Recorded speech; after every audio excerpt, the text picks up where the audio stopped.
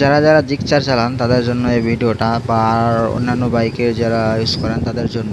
আপনার বাইকটা যদি আলাদা রকম ফিল দিতে চান, আলাদা রকম এগ্রেসিভ লুক দিতে চান, তাহলে তাদের জন্য এই ভিডিওটা। তো চলুন শুরু করা যাক।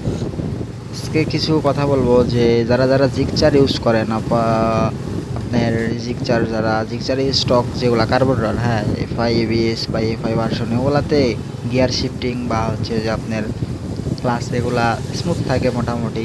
যেটা কার্ভ ভার্সন, ওগুলাতে কার্ভ ভার্সনে অনেকটাই hard, gear shifting hard, class hard. এগুলোর জন্য আপনি কিছু কিছু অ্যাক্সেসরিজ লাগাইতে পারেন।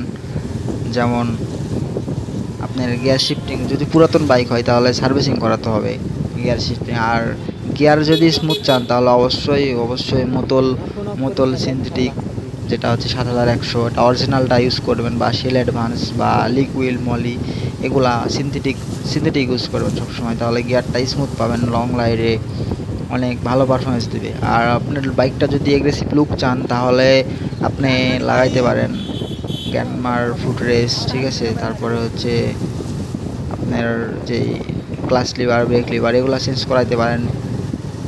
তো এগুলা আপনার মাস্টার সিলিন্ডার আছে, কপি আছে, অরিজিনাল আছে।